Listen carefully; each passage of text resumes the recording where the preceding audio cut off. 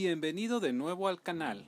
Recuerda que en Te Presto Mi Voz encontrarás los mejores cuentos, historias, audiolibros y relatos de muchos géneros. Narrativa, policíaco,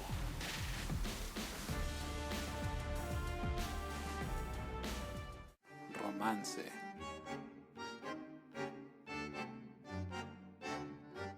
esoterismo,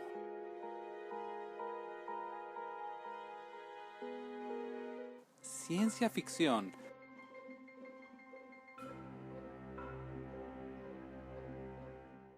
También nos puedes sugerir qué títulos o autores te gustaría escuchar y, ¿por qué no? Si escribes o tienes una historia que te gustaría que le pongamos voz y efectos, contáctanos en comentarios o por email. Estaré contento de saludarte y conocer tu historia. Recuerda que los videos de Te Presto Mi Voz se escuchan mejor con audífonos, así que corre por ellos, prepárate a escuchar el siguiente relato y, mientras te acomodas en tu mejor sofá o te preparas para dormir, suscríbete al canal, dale like, activa la campanita y disfruta de esta historia. Si te gusta la interpretación y te ha hecho sentir algo, no te dejó dormir, compártela a un amigo y no olvides quedarte pendiente de los nuevos relatos que tendremos. Recibe un cordial saludo, gracias por escuchar y disfruta la siguiente historia. El poder de la voluntad. Paul Clement Yagot. Capítulo 4. Modo de dirigir el propio destino. 1. La voluntad y el carácter ante el destino. 2. La salud física. 3. Plan para modificar el destino. 4. Las cualidades esenciales. 5. Ventura y desventura. 6. Las pruebas, la fatalidad y la desventura. 7. Pensar en idealista y actuar como positivista. 8. Egolatría y filantropía. 9. La justicia moral. 1. La voluntad y el carácter ante el destino. El enlazamiento de una determinada suma de casualidades, bastante complejas para que pudiésemos tener noción completa de ellas, nos predestina con más o menos buena estima, a pesar de lo que nosotros desearíamos ser, a lo que quisiéramos conocer, adquirir o poseer, nos encontramos siempre restringidos y decepcionados. Nuestras facultades, nuestras habilidades o inclinaciones, nuestra aptitud para el trabajo y los recursos físicos que nos haya concedido la suerte, como también el medio en que vivimos, son otros tantos medios que operan en favor nuestro o en contra en la realización de nuestro objetivo. Se opone al destino que hemos soñado, aquel que nos impone las condiciones de nuestra naturaleza. En mayor o menor capacidad para reaccionar, quedamos colocados en circunstancias en cuya aparición no ha tenido nuestra voluntad ninguna participación y cuyo empuje nos parece tan imperativo a la mayor parte de nosotros que nos vemos resignados, como un acto razonable, a soportarlo en forma pasiva. Pongamos por caso un número seleccionado de individuos.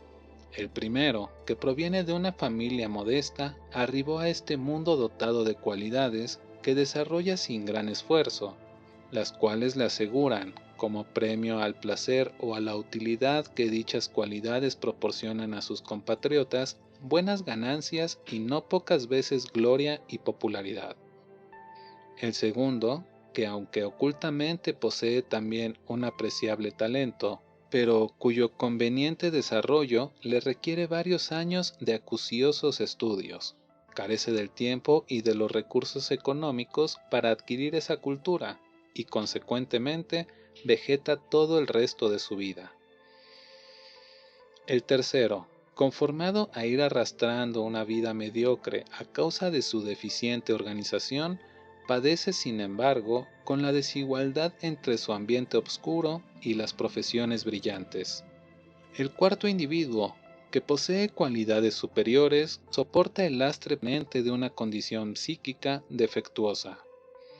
En términos generales, cuando el individuo comienza a discernir por sí mismo y a penetrar en el dualismo de los afanes del yo con la cortapisa del no yo, y en el intento interior del surgir de su personalidad, se produce en lo más recóndito de su íntimo ser un propósito de revocación triple: anhelo hacia un mayor bienestar, a un medio social más en consecuencia con sus cualidades y a la adquisición de una mayor cultura. La voluntad de cada individuo podrá llegar a deshacer la telaraña enredante de su destino si se propone seguir un plan de acción cuyas enseñanzas se exponen con amplitud a la presente obra. Primeramente, conviene considerar el esfuerzo como la más necesaria y segura de las armas, así como estar firmemente convencido de que el primer intento que se inicie hacia la organización del destino debe comenzar por el perfeccionamiento de sí mismo. Los acontecimientos de la vida, dice Emerson, crecen en el mismo tronco que el carácter. En todo cuanto queda expuesto, hemos procurado demostrar la posibilidad existente dentro del propio individuo, de gobernarse a sí mismo, de poder ampliar sus actividades más beneficiosas y de atenuar los arrebatos impulsivos, que son productos del atavismo, de la educación y de las huellas que han dejado las condiciones primitivas. Consideramos al lector lo bastante familiarizado con este orden de cosas. Lo que a continuación vamos a exponer no podría ser llevado a buen término sino por aquellas personas que, en alguna proporción, hayan adquirido ya dominio sobre su propia personalidad. 2. La salud física. El predominio de la acción personal sobre el destino es consecuencia directa de la viveza y eficiencia del esfuerzo que el individuo pueda desarrollar, el cual no llegará a desarrollar en forma normal si no se disfruta de una buena salud. Por lo tanto, todo aquel que se proponga triunfar deberá consagrarse primeramente a adquirir las necesarias condiciones para poder mantener el equilibrio de su organismo. Recordemos que en el capítulo 2 ya hemos tratado esta importante cuestión y ahora confirmamos nuestro convencimiento experimental de la eficacia de las recomendaciones allí contenidas. Por consiguiente, aquellas personas cuyo organismo en general se sienta solamente afectado por algunos malestares, por cierta extenuación o decaimientos periódicos, deben repasar el capítulo precedente citado y observarlo con la más concienzuda atención. En el curso de unas pocas semanas tendrán oportunidad de apreciar que han conseguido una importante regularidad en sus funciones correspondientes, y si perseadas notarán el incremento de su vigor. La edad no disminuirá el vigor adquirido y cuando llegue la época de senectud normal, no sentirán sus facultades una mengua demasiado sensible. Los doctores Healy, Mitch and Starotori, de Sermon, Metcalfe y otras eminencias científicas han logrado comprobar, mediante casos evidentes, que la longevidad deja conservar intacta y a veces mejorada la inteligencia de aquellas personas que pudieron eludir las intoxicaciones. Infortunadamente, el niño, cuando nace, suele traer consigo uno o varios defectos fisiológicos que vienen a obstaculizar su vida durante todo el curso de la misma. Como por su parte, el organismo reacciona en forma natural con toda regularidad, si el poder autocurativo puede ser reforzado por una higiene bien administrada, la mayor parte de los organismos afectados podrán estar prácticamente en disposición de ser curados. Tales o cuales deplorables extravíos, impropios de nuestra época, que tanto se enorgullece de sus luces, suelen incitar a una gran mayoría de las personas que sufren a conducirse en tal forma que su condición, en vez de mejorar como pretenden creer, cae en un vicio crónico. En estas líneas nos dirigimos a todos aquellos de nuestros lectores que tengan que sufrir consecuencias atávicas y que quieren erradicar el mal interior que obstaculiza su voluntad. Casi siempre los productos terapéuticos se indican a aliviar los efectos producidos por lesiones o desequilibrios orgánicos, logrando a veces calmar dichos efectos, pero sin llegar a remediar sus causas. Por otra parte, si bien consiguen proporcionar un alivio temporal, su introducción suele ocasionar otras alteraciones. Débense preferir los métodos naturalistas, con los que se puede mejorar la fuerza vital y acumular la energía que requiere el poder autocurativo, del cual hemos tratado en páginas anteriores y que es el que conviene siempre.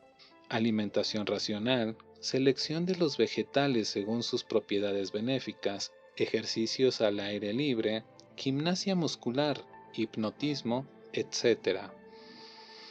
Estos son los únicos y auténticos elementos que vivifican los organismos debilitados, defectuosos o consumidos. Son los más rápidos normalizadores de todo desequilibrio orgánico. En el capítulo que sigue, podremos comprobar la influencia que ejerce directamente la voluntad sobre la estructura anatómica, bien se trate de los tejidos, como de cualquier otro órgano, y consecuentemente sobre el funcionamiento peculiar de cada uno de los mismos. Ningún enfermo debe conceptuarse incurable. Tenemos la seguridad de causar sorpresa a muchas personas cuando les informemos que el más eficaz de los médicos que pueden consultar es el que se encuentra dentro de ellas mismas. Las manifestaciones que su propio mal les proporciona son indicios suficientes para poder calificar su respectivo caso, consultando su tratamiento en un tratado de patología. Toda persona puede coadyuvar a un conveniente método de alimentación. La voluntad surge aquí indirectamente como el primer agente curativo, porque es preciso tener perseverancia en las ideas y fuerza de voluntad para oponerse a ingerir sustancias prohibidas. Los laboratorios farmacéuticos, cuya publicidad de productos brilla en las páginas de los grandes periódicos, deben su éxito económico en proporción muy importante a la apatía de aquellos enfermos que dan por segura su curación mediante algún medicamento que los exima de someterse a todo régimen alimenticio. Nosotros creemos plenamente que las curaciones que se atribuyen a esos vistosos frascos multicolores, que llegan a tener elevados precios, tienen su explicación ante todo por la fe del enfermo, o sea, que él mismo se sugestiona. Corresponde a cada una de las enfermedades, además de un tratamiento especial, una peculiar y adecuada higiene, y en la que concurren elementos apropiados para estimular las funciones del organismo o de los órganos afectados. El enriquecimiento de la sangre, haciéndola funcionar por medio de aceleraciones aero, mecano o magnetoterápicas, el mantenimiento firme y constante del propósito y la esperanza de aliviarse. Tales son, a nuestro modo de ver, los remedios auténticos incapaces de defraudar a quienes logren emplearlos con lealtad. 3. Plan para modificar el destino. La existencia de aquellos hombres que, valiéndose de sus propios recursos, han logrado escalar la cumbre que se propusieron, es una evidencia elocuente de que la cualidad dominante de sus respectivos caracteres ha sido la perenne conservación de un propósito directivo, al que desde los albores de la vida han subordinado todas las demás aspiraciones. Resulta increíble a veces lo que algunos de estos hombres han llegado a realizar, y no obstante, su actividad más extremada fue más bien equilibrada, metódica y razonable. Su trabajo cotidiano, así como ellos mismos han revelado a sus biógrafos, no fue nunca monstruoso ni desmedido o abrumador, como sería de suponerse, sino proporcionado, ecuánime y sabiamente distribuido. Sería exagerado pretender que todos los hombres dedicados a cultivar la actividad metódica en el trabajo llegaran a encumbrarse algún día igual que los seres privilegiados a los que hemos aludido, o sea, en comerciantes de la categoría de un Ruel o un Boy Scout, en industriales de casta como Carnegie o Rockefeller, en artistas, escritores, médicos o militares ilustres, cuyo nombre se conoce en todo el orbe.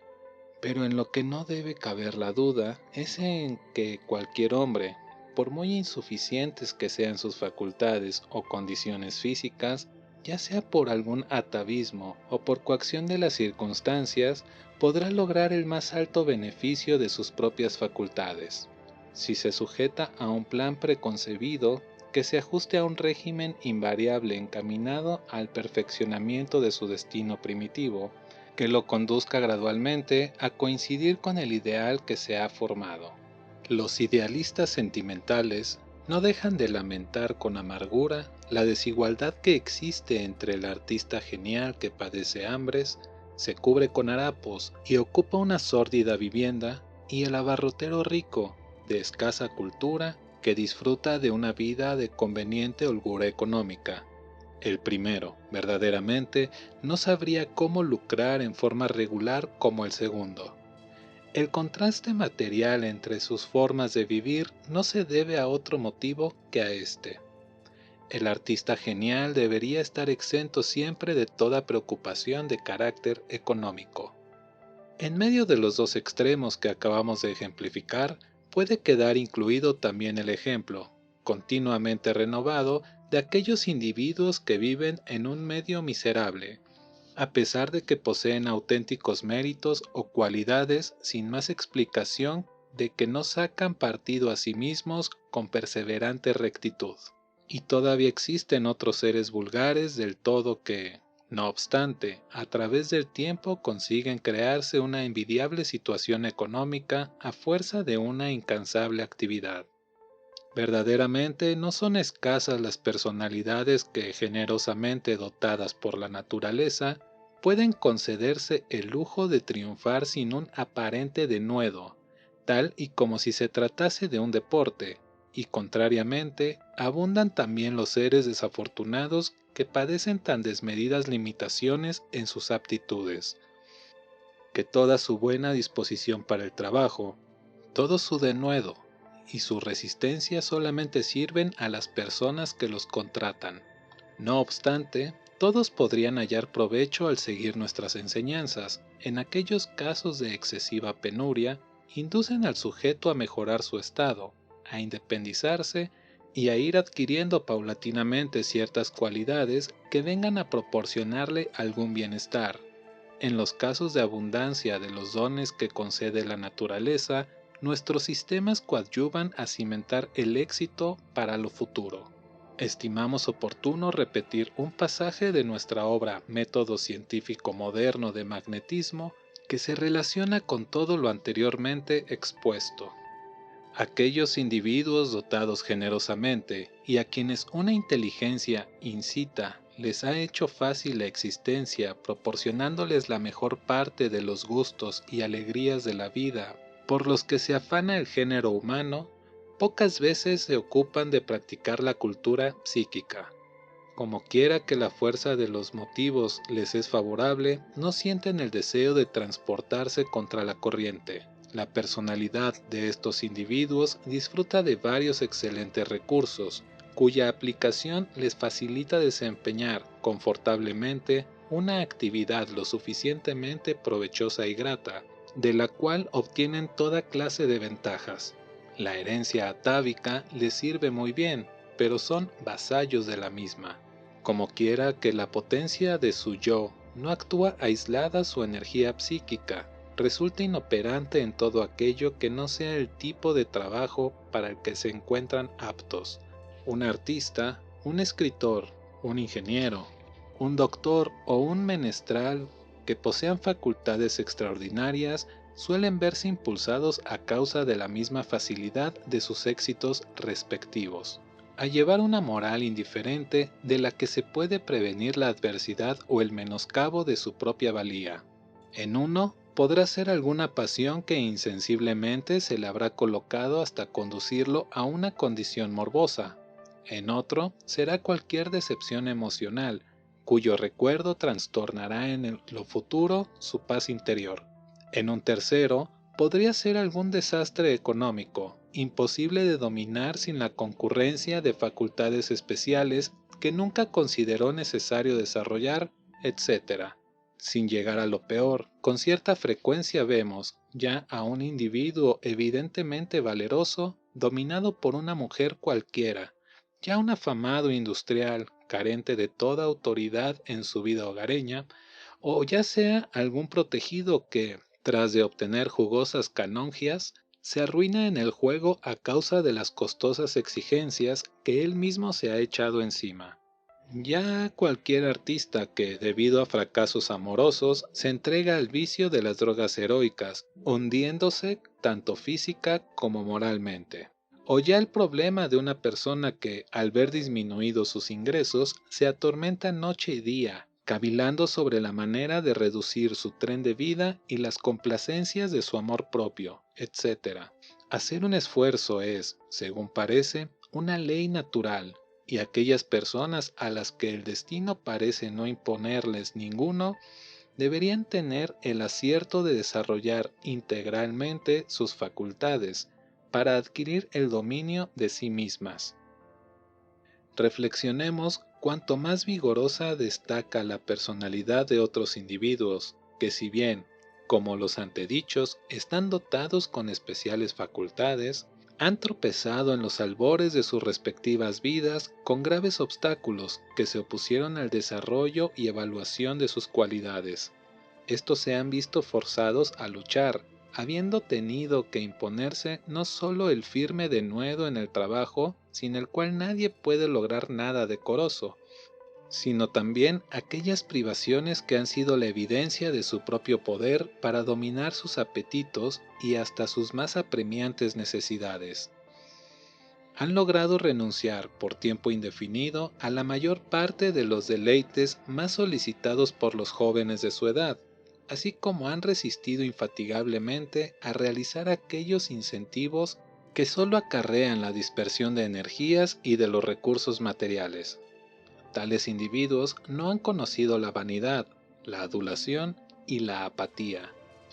La medianía, la pobreza, la obscuridad no solamente no han menguado su energía psíquica, sino que por el contrario los han alejado de esa diversidad de estados de ánimo en los que es difícil eludir las tentaciones complacientes de la vanidad y en las que el hombre desperdicia inútilmente su fuerza.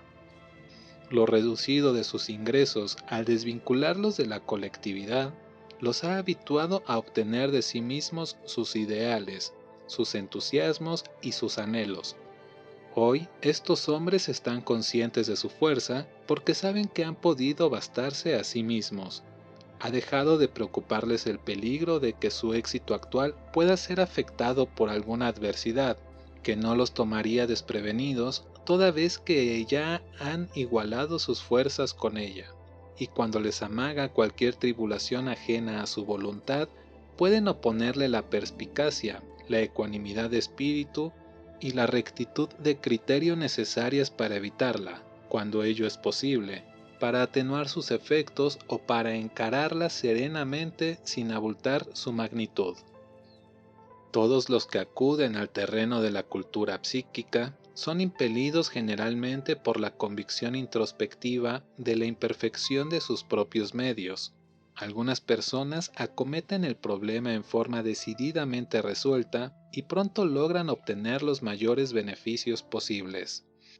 Pero una gran mayoría, ante la comparación de su propia debilidad con el tipo de superhombre que se les pone como modelo, caen en el desconcierto y todavía, con mucha facilidad, se dejan empujar hacia ese declive que se llama inercia y que permanece latente en el fondo de todos nosotros, por la creencia de la propia ineptitud frente al esfuerzo que requiere la educación de la voluntad.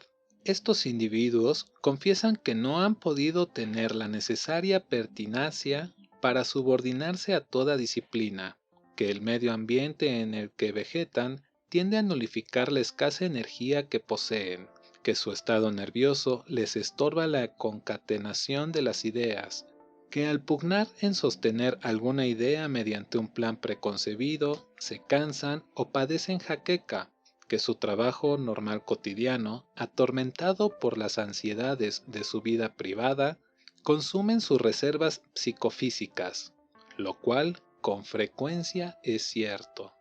Sin embargo, como hemos venido demostrando en los 3 capítulos anteriores, nadie es completamente inútil para un primer esfuerzo, y cuando ha logrado realizarlo con la idea de dominarse a sí mismo, puede ya conceptuarse capacitado para hacerle frente al destino. Si el individuo medita serenamente, con amplitud y atención, la idea, el propósito, el anhelo de mejorar su situación se originan en lo más recóndito de su inteligencia las nociones relativas al caso. Para que pueda reconcentrarse en meditaciones provechosas, en tal sentido, lo más adecuado es que el individuo elija un retiro, se coloque en una posición cómoda y proceda a ir anotando todo aquello que le dicte su espíritu. El parangón mental del estado presente, que su personalidad con el de aquella que se desea tener y de las penurias de su situación actual con las magnificencias que se ambicionan, trae a la reflexión una serie variable de meditaciones juiciosas. En esta forma, el individuo se da cuenta del grado de dificultad o de los conocimientos esenciales para llegar a ocupar tal o cual posición o poder llevar a cabo alguna determinada obra. De la reunión de conclusiones producidas en la precitada meditación, puede surgir fácilmente un plan general de acción. Subsiguientes meditaciones servirán para llevarlo a la práctica escrupulosamente. Por muy distante que parezca la meta o finalidad que se desea, puede notarse que su camino es factible, si se van midiendo con criterio objetivo las diversas etapas que es necesario recorrer para alcanzar la finalidad propuesta. De la misma manera que al tratar de subir una montaña, uno va dividiendo la ascensión en etapas, diciéndose, la primera jornada será hasta allí, luego seguiré aquel tramo más elevado, etc. La realización de un plan, el cumplimiento de alguna tarea de gran importancia y la ejecución de los ineludibles designios de la existencia requieren una cantidad de esfuerzos distribuidos entre un número determinado de periodos. Es el momento de proceder en toda carrera regular. Para llegar a ser escultor, pongamos por caso, después de terminados los estudios generalizados, los que siguen a continuación de estos, como son los de anatomía, los relativos al manipuleo de los utensilios de trabajo y los que se utilizan para reproducir figuras y objetos, van estableciendo otras tantas adaptaciones posteriores a las cuales debe dedicarse el artista en ciernes durante bastante tiempo. Cuando al despertarse en el hombre la ambición personal, éste se ve invadido por una avalancha de deseos impuesta por necesidades insatisfechas, la dificultad, no intentemos disimularlo, es extraordinaria, pero de ninguna manera invencible. Para lograr de nuestros esfuerzos los mejores resultados, conviene que practiquemos una cuidadosa selección, orientándola hacia la clase de trabajo para el cual tengamos la mejor disposición de aprovecharla de la manera más integral, correcta y asequible. Cuando el individuo se ve forzado por la necesidad de dedicarse a un género de trabajo que le desagrada, y su pensamiento, mientras cumple con él, reincide insistentemente hacia aquella actividad que le hubiera resultado más conveniente, debe considerar juiciosamente la probabilidad de hacer un cambio en su actuación, poniendo los medios de llevarlo a cabo en forma gradual.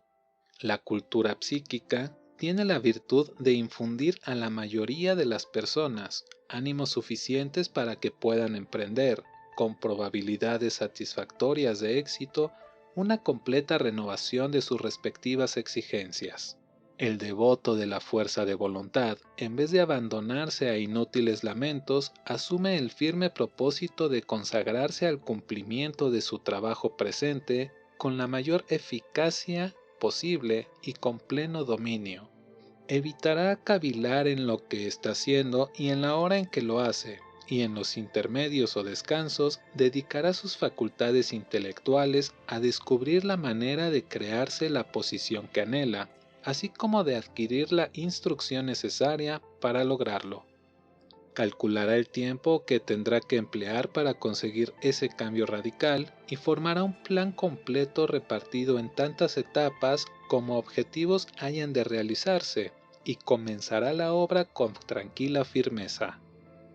Los impedimentos ineludibles deben ser examinados cuidadosamente y tomados en cuenta en su verdadera importancia, estudiándolos uno a uno cuando llegue el caso para ser atacados, eliminados y destruidos sucesivamente. Si consideras como una muralla importante la reunión de las dificultades que se atraviesan en el camino de tu voluntad, tú mismo te autoimpones el temor. Antes de ponerse a medir los obstáculos, es necesario anteponerse al propósito de triunfar y por lo tanto debe ser rechazada previamente toda probabilidad de fracasar. En vez de disgregar tus energías, debes dedicarte a eliminar el primer obstáculo, oponiendo a continuación todo tu esfuerzo contra el segundo, concentrando a la vez en el esfuerzo presente toda tu potencia. Si la riqueza dependiera solamente de abatir el único obstáculo que en el presente estorba tu voluntad, lector, seguramente que no tolerarías que ese impedimento te impidiese alcanzar tu deseo. Sigue adelante, pues cada nuevo triunfo te infundirá más confianza en tus propias fuerzas, hasta llegar un día en el que un nuevo obstáculo que se te oponga, al atacarlo automáticamente, no solo no te ocasionará trastorno alguno, sino que habrá llegado a representar para ti un motivo de satisfacción, cuya eliminación podría desagradarte. 4. Las cualidades esenciales. La primordial de todas las cualidades espontáneas es la energía. La segunda corresponde al contenido de la primera, su distribución razonable y serena, exenta de todo desgaste estéril, sin freno en el esfuerzo decidido, siempre adecuado, calmoso y parejo. La energía se incrementa a sí misma mediante, primero, la observancia de las reglas que se dejan indicadas con respecto a la acumulación de la fuerza nerviosa. Segundo, por medio de la costumbre o entrenamiento. Tercero, por la certeza de los resultados magníficos que produce. El hábito de refrenar la expansividad, de analizar seriamente la concurrencia de cuantas resoluciones tenga unos deseos de poner en práctica, ayuda a la destrucción continua de los impulsos violentos, y una vez que se haya definido ya completamente la finalidad propia de cada etapa, es provechoso, cuidando siempre el plan general y su objetivo supremo, dedicarse a realizar exclusivamente todo lo que haya sido proyectado para la primera etapa. Al despertar por las mañanas, tras de breves minutos necesarios para rescatar del sueño la noticia del cauce asignado a la propia vida, viene a la mente el deseo de reflexionar por breves instantes acerca de los asuntos en vía de resolución, tratando de conectar las ideas en el punto en que hayan quedado suspendidas el día anterior. Acto continuo, la mente se ocupará de lleno en las actividades de la jornada. Aconsejamos al lector que procure imaginarse, como en una película de cinematógrafo mental, los sucesos que deberán desarrollarse durante las próximas 12 horas, y que procure mirarse a sí mismo actuando en el curso de dichos sucesos, apegándose a las directivas más adecuadas, eludiendo toda debilidad hasta dominar las dificultades, mediante la conformidad de unos, la cooperación de otros, etc.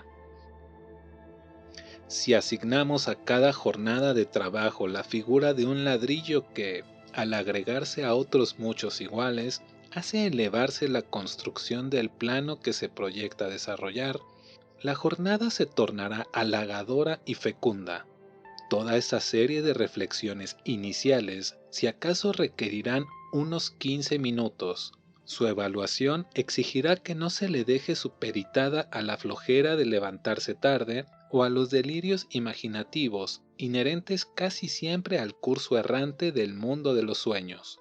Para aquellos que están decididos firmemente a incrementar su poder personal y a poner en acción las fuerzas irresponsables, aunque dóciles del destino, los innumerables movimientos propios de una jornada de trabajo vienen a ser otros tantos ejercicios que realizar en provecho de sus facultades. A la hora de vestirse, conviene ensayar el hábito de los movimientos suaves y gestos apacibles, aplicándose a completar el atuendo sin demora, pero sin dejar pendiente algún detalle. La tarea del día debe empezarse con método, atención y firmeza, aprovechando la aparición de incitaciones contrarias como buenas oportunidades de dominar los impulsos negativos. En la convivencia o tratos con las personas de las cuales está rodeado, como clientes, colaboradores, etc., debe aplicarse siempre la mirada al entrecejo, emitirse la frase positiva y practicar las reglas de la persuasión mientras se seleccionan y enlazan correctamente las palabras que hay que pronunciar. Cuando se llegare a presentar alguna dificultad, debe concentrarse en la misma toda meditación que requiera, conservando la serenidad para decidir acto continuo la manera de vencer el obstáculo, atacándolo desde luego. En aquellos casos de apresuración, cuando simultáneamente la voluntad se vea requerida por diferentes problemas o actividades, procúrese graduar mentalmente el orden en que sea conveniente actuar, y con serenidad siempre, lo que facilitará en efecto realizar muchas cosas en poco tiempo. Hay que abordar cada una de estas ocupaciones, continuando desde luego con la siguiente, una vez que la anterior haya sido resuelta debidamente. Sylvain Rhodes ha precisado en su obra El hombre que triunfa, en unas pocas certeras líneas, los requisitos esenciales para el trabajo. Considerad, ha escrito, todos los aspectos del trabajo que os ocupa. No debes pasar por alto las dificultades que presente, más bien intenta vencerlas. Al dedicarnos a determinada tarea, piensa solamente en lo que estás haciendo. No aceptes más idea que esa en tu mente y que ella constituya tu única obsesión. Los nervios son regidos por el cerebro y si aceptas muchas ideas en el ánimo, disgregarás la energía nerviosa en distintas direcciones, en vez de concentrarla hacia una sola, e incurrirás en distracciones. Las diversas porciones que componen vuestro trabajo deben recibir de nosotros un cuidado equivalente, debiendo realizarlas todas con la misma atención. Ningún trabajo debe considerarse inferior, pues la más modesta de las tareas requiere una dosis de atención que nunca debe rehusársele. Si se examina y se comprende bien el primer trabajo, el que le sigue podría ser todavía mejor comprendido, ya entrenados por la experiencia y la práctica anteriores. Y de esta manera, el trabajo de mañana recibirá el beneficio de la práctica adquirida en el que se ejecutó la víspera. Reafirmamos que para poder tomar en cuenta los excelentes principios citados, es muy necesaria cierta reserva de energía, porque en el justo instante en que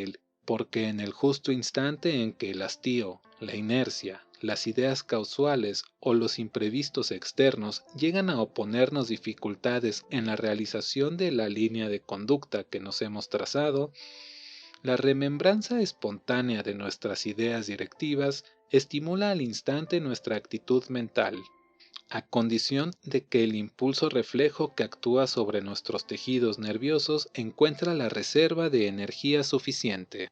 Una de las causas preponderantes de la disgregación o desparrame de las fuerzas anímicas resulta de contar con otros elementos distintos de los que en sí debería de hallar.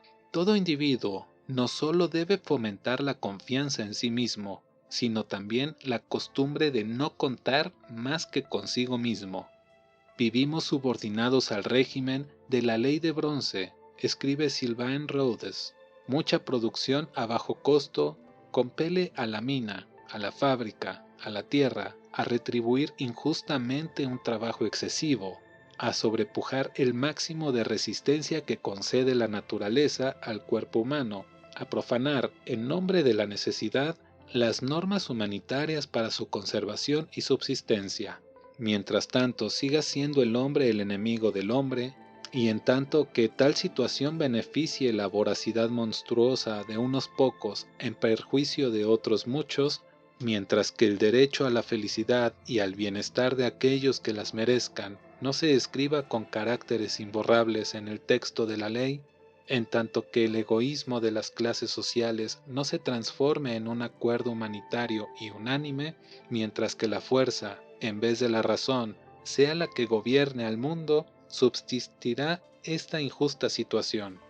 Solamente hay un medio eficaz para remediar el actual estado de cosas, recomienda el autor, la autoeducación practicada sobre nuestro carácter y nuestras acciones. Con más acierto, no es posible haberse expresado. No hay indicios para esperar que, por mucho tiempo, la colectividad llegue a organizarse equitativamente con respecto al individuo.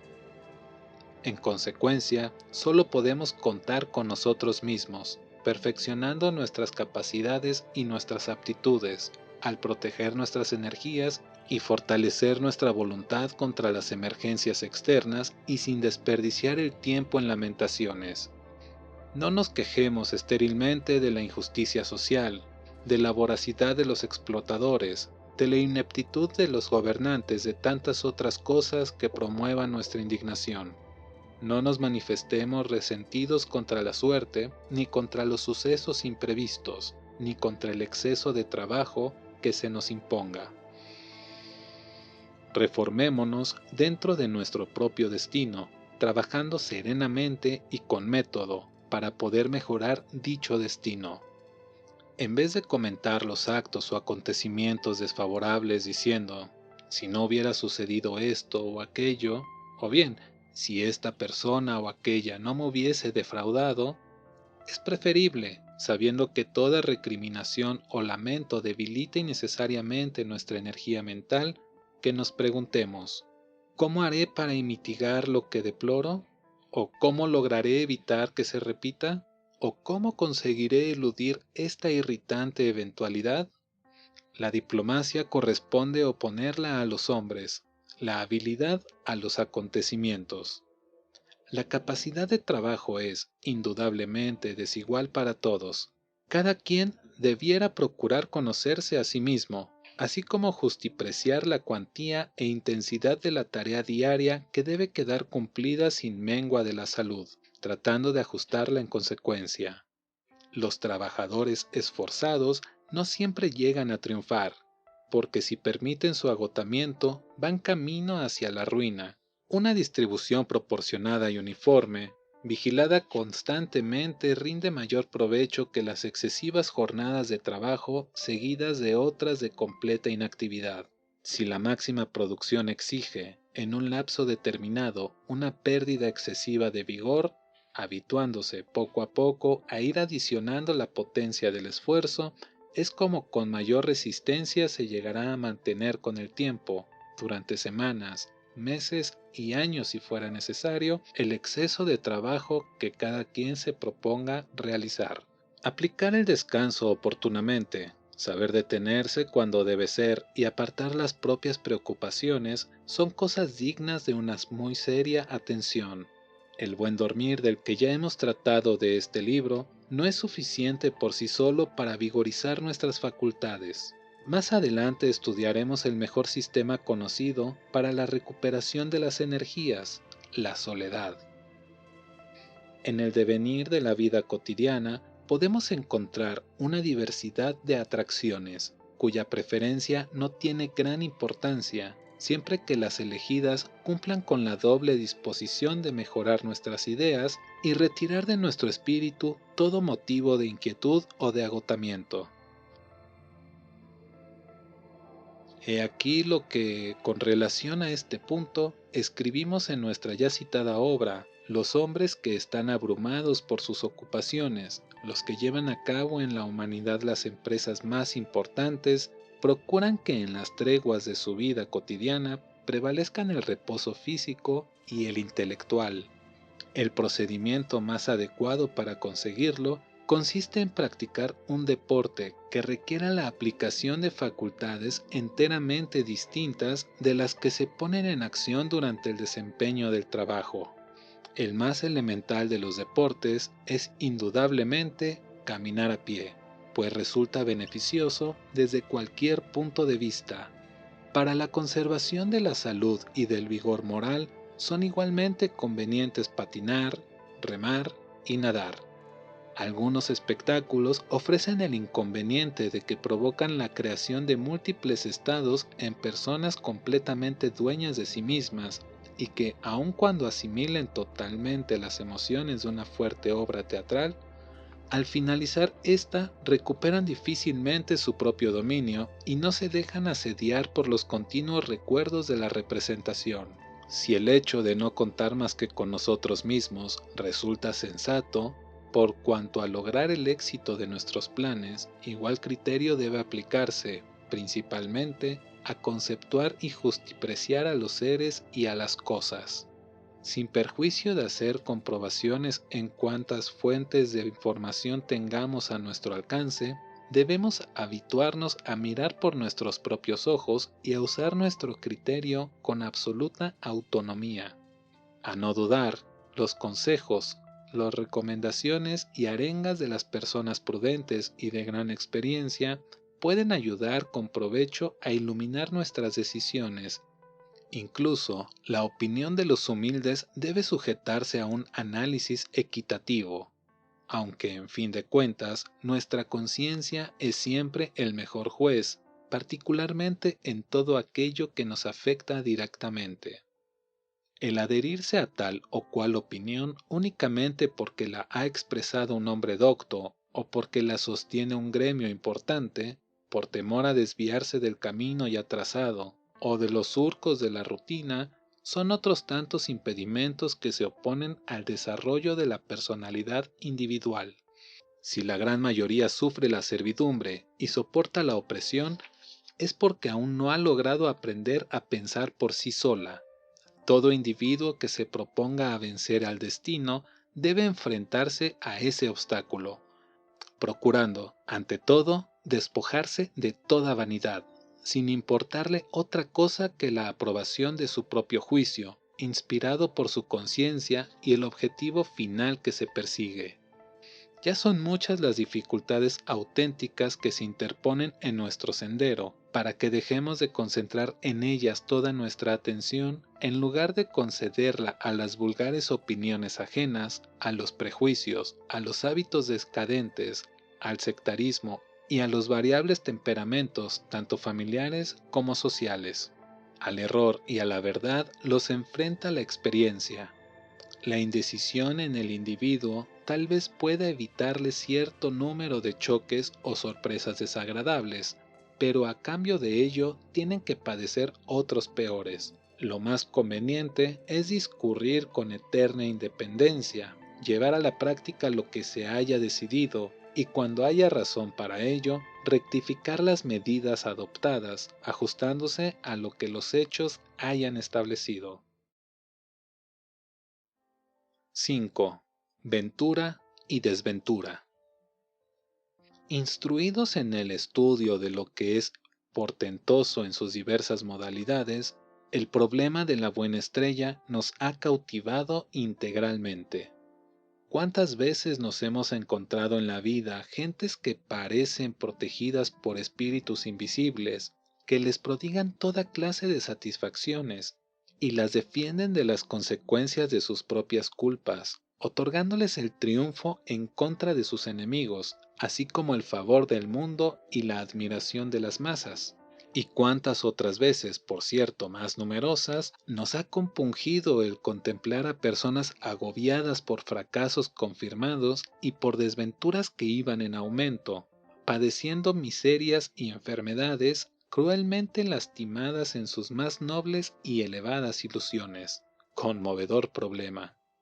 Sí, en realidad, Parece que una estrella milagrosa, defensora de su destino, vela por determinados seres desde que nacen hasta que mueren, cuando por otra parte, una torva adversidad se desarrolla con fiereza en la sombra de los seres sin ventura, impulsándolos despiadadamente hasta los más bajos fondos de la desesperación.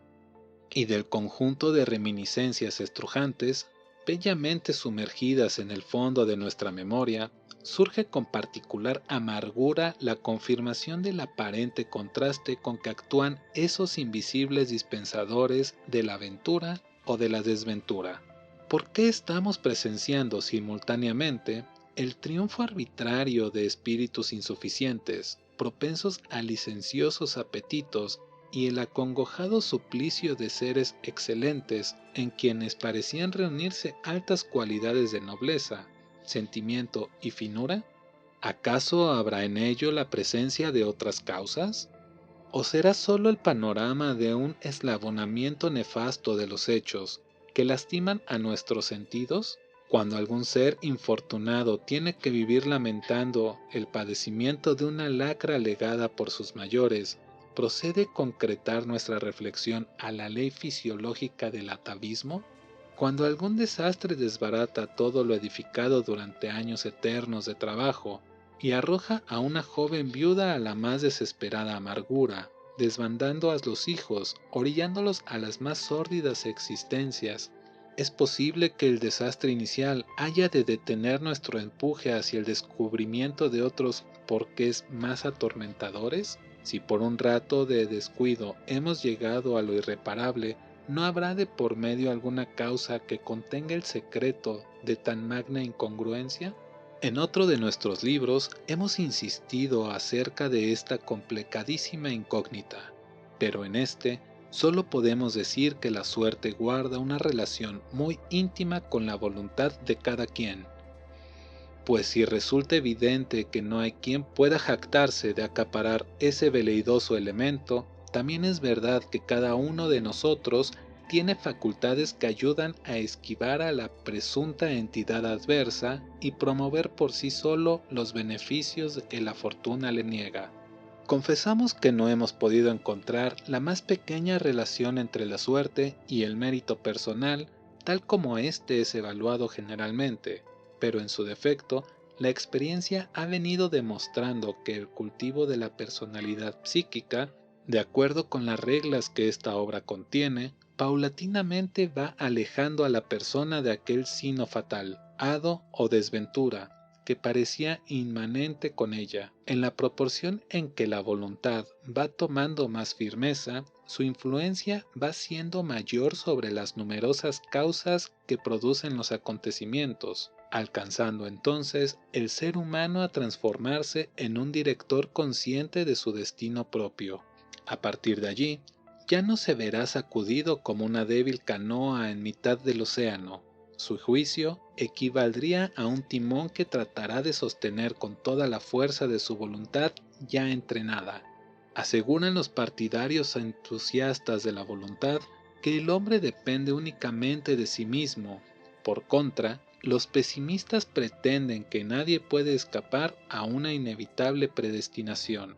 Esta última existe, a nuestro modo de ver, pero desde el instante en que el ser humano se hace cargo de su existencia y ataca sus factores adversos, la reduce en proporción al esfuerzo que desarrolla para lograrlo. En realidad, nadie podrá negar que el entrenamiento de la voluntad permite al individuo proporcionar su salud física, acrecentar su resistencia corporal y tener dominio sobre sus funciones mediante el uso de la autosugestión.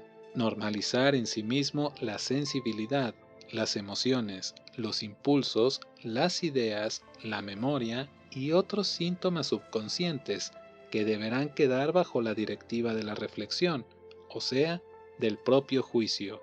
Neutralizar, en caso necesario, los efectos del medio ambiente, de la sociedad, etc., a fin de poder hacer uso de una completa libertad de criterio y de actuación. Ejercer en su derredor y sobre las personas con las que establezca relación un ascendiente que le atraiga el favor de las mismas incrementando así la consideración ajena, así como la evaluación de las cualidades, aptitudes y conocimientos que se poseen. Saber suscitar en el medio en que se vive ideas y sentimientos que pueden beneficiar a las personas por las que él tenga especial interés. Agrupar la mayor cantidad posible de factores de éxito y de oposición contra los elementos adversos. Efectuar un progreso constante, aumentar la fuerza y el alcance de sus facultades y dar realce al brillo de su inteligencia y de su actuación. Por otra parte, en la gran mayoría de los seres humanos, la ventura y la desventura suelen aparecer durante su vida en proporción equilibrada, con más o menos oscilación. Pero, en cuanto funciona el esfuerzo personal con tenacidad y constancia, la balanza empieza a inclinarse en favor de la ventura. 6. Las pruebas, la fatalidad y la desventura. Frente a la fatalidad suelen adoptarse dos actitudes a cual más funestas, la conformidad pasiva o la oposición violenta. Tanto una como otra nulifican la acción de la voluntad. No hay existencia, por privilegiada que parezca, que no tenga sus horas de aflicción, y son muy pocos los seres a quienes el destino no reserva frecuentes etapas de pesadumbre. Al presentarse cualquier contingencia aflictiva, conviene sobre todo no perder la serenidad, procurando concentrarse en sí mismo y analizar lo sucedido sin eufemismos ni exageraciones. El entrenamiento psíquico revela siempre de un cúmulo de calamidades y según nuestra firme convicción, creemos que las impide en forma radical. En cuanto llega a presentarse alguna de estas fatales contingencias, la claridad mental, la reflexión recta y el espíritu combativo disminuyen a su mínima expresión el efecto pernicioso y, en algunos casos, erradican sus causas gradualmente. Con la misma atención con que un general observa en el campo de batalla los incidentes de la lucha y neutraliza con su experiencia estratégica los avances momentáneos del enemigo, cada uno de nosotros, en cuanto aparezca el peligro, debemos poner en juego nuestros recursos, utilizándolos hábilmente, absortos en el inmediato esfuerzo que iniciamos, sin aceptar nunca que podemos fracasar. Debemos soportar los contratiempos con una ligera sonrisa, teniendo siempre en cuenta la posibilidad de reaccionar, puesto que, en el encuentro de las fuerzas benignas o malignas, constituimos un factor de extraordinaria valía. No dudamos que existen desastres que entrañan lo irremediable, los cuales no pueden ser paliados sino con una actitud preparatoria. La gran mayoría de estas desgracias son incrementadas por la indolencia, la incuria, la ignorancia o la desidia moral. La costumbre de reflexionar por las mañanas antes de iniciar el trabajo del día puede ser considerada como una precaución vigilante, toda vez que en el curso de esa meditación acuden a iluminar el espíritu diversas asociaciones de ideas, consideraciones y remembranzas que le otorgan una especie de presentimiento con respecto a los peligros inminentes, así como valiosas inspiraciones tendientes a poder evitarlos. Cuando se pone en práctica seriamente la inteligencia, la voluntad y la acción, puede abrigarse la seguridad de triunfar sobre cualesquiera dificultades que se presenten, y esto con tanta mayor rapidez, cuanta mejor sea la aplicación exclusiva de la atención mental que se concentre en un solo y definido objetivo. El individuo que se resigna a sufrir pacientemente los reveses de la fortuna, que no fomenta a su ánimo la esperanza y el propósito de tener mejores días, y que apáticamente se abandona a su suerte, no tiene por qué esperar que su destino mejore. Es necesario no confundir la serenidad con la dejadez o con la indiferencia. Estas últimas suelen insinuarse durante varias horas y a veces días, aún en el espíritu de los seres más resueltos, aunque éstos consiguen eliminarlas prontamente. Por dentro de la coraza de impavidez externa, debe imperar una fuerza de voluntad permanente, producto de las más recónditas profundidades de la conciencia, que impulsa al individuo a luchar contra la adversidad o la congoja. Por el contrario, el apresuramiento irreflexivo no equivale a la actividad. Nada se consigue con apretar los puños, violentar los músculos y sacudirse febrilmente, sino es disgregar las energías en varias direcciones al mismo tiempo. Ningún provecho se obtiene cediendo a los movimientos nerviosos. Mientras mayor gravedad presente la contingencia, más aún se necesita conservar la presencia de ánimo y la ecuanimidad. Anticipándonos a maliciar las posibles eventualidades adversas que nos pueden sobrevenir, debemos imaginar cuán magna sería nuestra vanagloria si, al llegar a producirse cualquiera de esas contingencias hostiles, estuviésemos imbuidos de una férrea voluntad, apoyada por una imperturbable serenidad, y agregáramos a esta posibilidad todos aquellos recursos a los cuales tendremos que recurrir cotidianamente en busca del ímpetu indispensable para ser constantes en el cultivo de la energía. 7. Pensar en idealista y actuar como positivista. Andrew Carnegie aconseja: mira a lo alto, dirigiéndose a los jóvenes empleados que aspiran a triunfar, y agrega: no vale un solo centavo el empleado que no se considere en camino de ser socio de cualquier importante negociación. No debes conformarte, ni por un momento, con el hecho de que eres un empleado principiante, capataz o administrador de una empresa, por importante que ésta sea. Cada uno debe repetirse: mi puesto está en la cumbre. Sé elevado en tus ilusiones. Haz promesa de esperar esa posición, manteniendo un prestigio intachable, y evita hacer algún otro voto que pueda disgregar tu atención. Tomado del libro El Imperio de los Negocios. En efecto, cada quien debe mirar hacia las alturas, mientras organiza su plan general de vida. Sin este propósito, no sería posible alcanzar el puesto más elevado. Aunque ello no debe involucrar el sentimiento inmodesto de superioridad, ni ese ir y venir de la fantasía que flota entre quimeras infructuosas, a cuyos devaneos se entregan gratamente los contemplativos, ansiosos de alejarse de la realidad. Mira a lo alto, pero simultáneamente aquilata aquellas aptitudes que te serán indispensables adquirir en lo sucesivo para lograr con tus aspiraciones. Determínate a cultivar las mejores prendas y a colocarte en las condiciones apropiadas para lograrlo. Todo hombre podría superarse en sus realizaciones si no limitase su ideal y posible porvenir que le augura su estado actual. Teniendo como estímulo perenne una ambición noble, se puede realizar el esfuerzo, el trabajo y la oposición a las tentaciones licenciosas con el auxilio de un fuerte reconstituyente. Saber acoplar la finalidad mental del más grande de los éxitos con el positivismo concreto de los acontecimientos es una de las cualidades más eficaces que se pueden adquirir para conformar el propio destino ventajosamente. Es necesario, según reza un sabido proverbio, caminar con los ojos puestos en el cielo y con los pies en la tierra. O sea que, sin dejar de orientarnos hacia las alturas en los momentos de reflexión que con tanto provecho preparan a la acción, debemos caminar a pie firme por el plano de las realidades. Ambición no siempre significa el desenfrenado deseo de poder, la opulencia o la fama.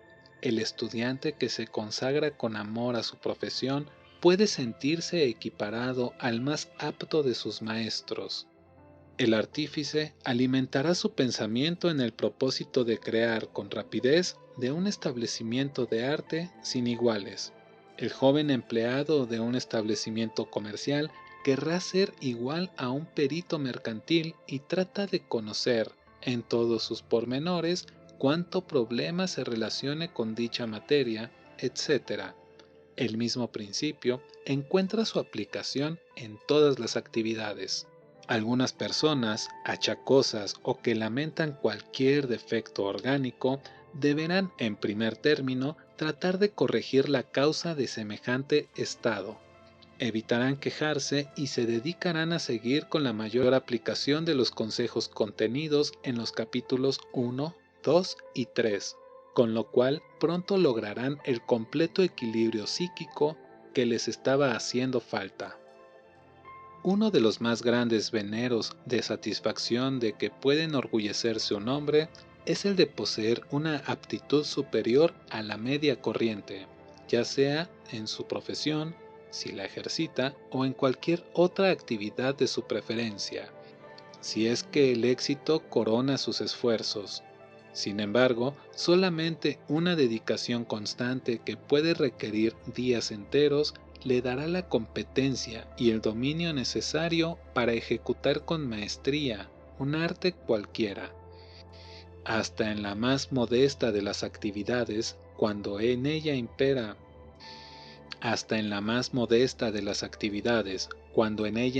la eficiencia, se alcanza una superioridad muy por encima de la ganancia material que se obtenga. Todas las personas que hemos llegado a tratar en determinada altura social y cuyas respectivas aptitudes profesionales superaban a los promedios corrientes, se mostraban llenas de optimismo y de seguridad.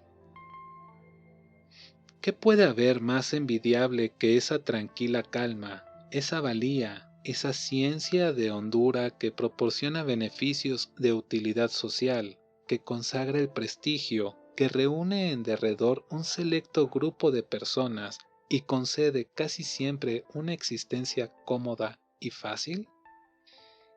Si algunos inventores ingeniosos han muerto en la miseria, ello se ha debido a su carencia absoluta de alguno de los medios esenciales para darse a valer, por lo general, del concepto de la realidad en el campo de los negocios.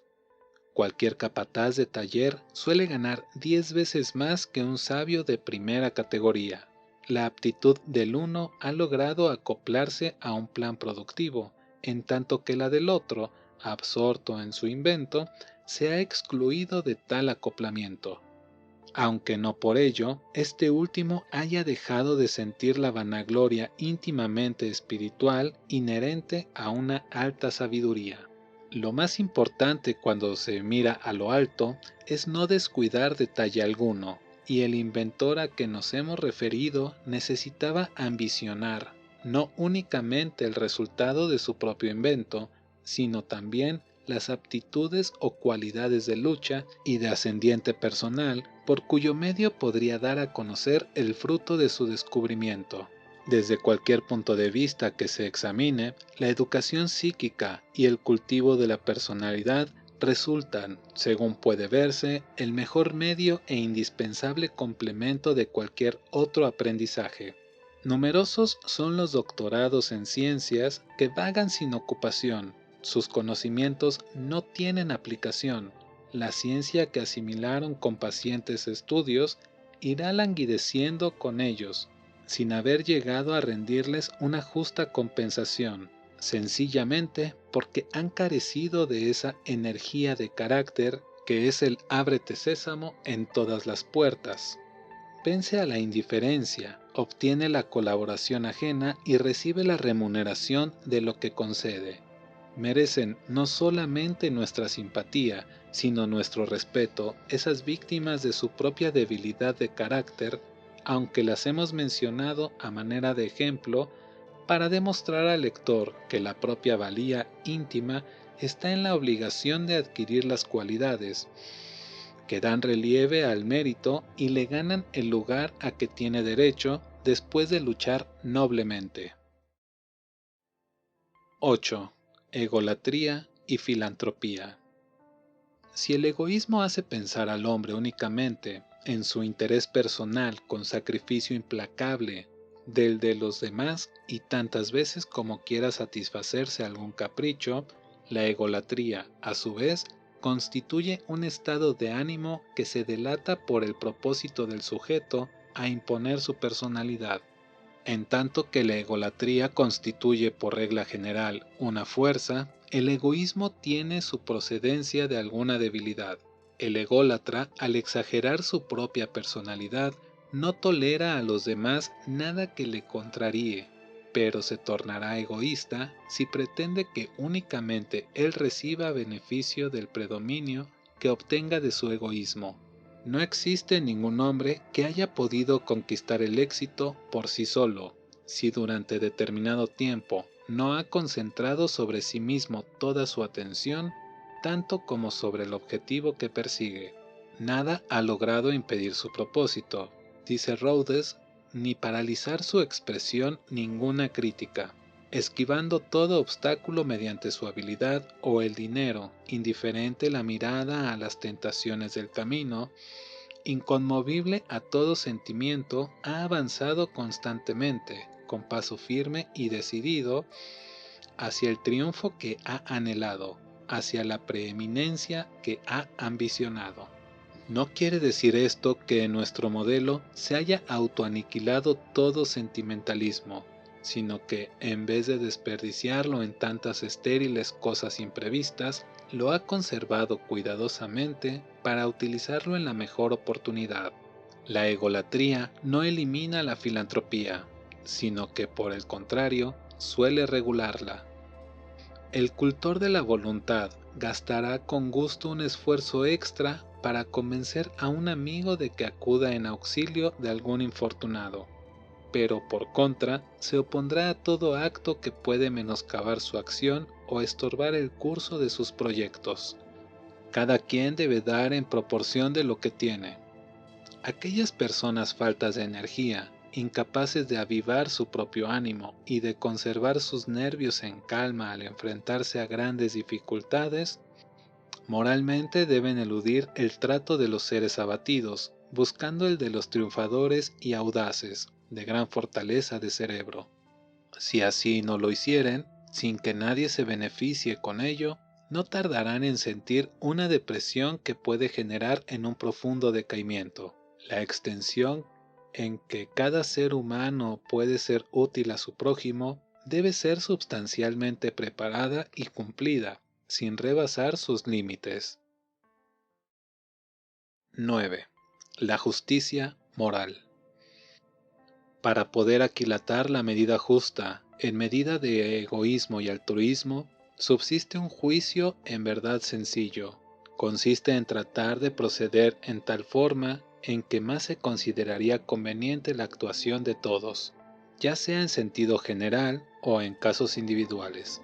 Ni qué dudar se puede de que un país cuyos habitantes fomentasen todos el propósito de cultivar sus respectivas personalidades hasta lograr individualmente un máximo de armonía, actividad, producción y utilidad, pronto se advertiría la disminución del número de enfermos, de la mortalidad, de huelgas, de carestía de la vida, los delincuentes y los criminales. En tal virtud, nada más justo y equitativo que el desarrollo de la cultura psíquica. Al presentarse cualquier aflicción, es menos importante eludir la sensación pesarosa que invade mediante un paliativo inmediato, pero casi siempre efímero, que pensar en lo que sería conveniente hacer para eliminar la causa de esa aflicción. Amar al prójimo como a sí mismos es hacer por él lo que desearíamos que él hiciese por nosotros. Tal es la norma de la justicia. Es la egolatría la que impulsa el altruismo a rendir su mayor beneficio. Los indecisos, los cavilosos, los tímidos nunca pueden ofrecer ayuda a nadie. En cambio, los decididos, los fuertes, a pesar de seguir su camino bajo la carga de sus empresas, progresos y la conquista de nuevas ganancias materiales, siempre encuentran la ocasión de poder otorgar en torno suyo toda clase de auxilios. La felicidad no consiste tanto en recibir en mayor o menor escala, sino por el contrario en dar, auxiliar, ayudar a suprimir todos los factores de infelicidad que encontremos en nuestro camino. Además, Cuando el individuo logra conquistar, mediante el estudio de la presente obra, una extensión mental cada vez más amplia, también logra suprimir toda ruindad, toda vileza y toda indignidad. La justicia moral nace del equilibrio psíquico.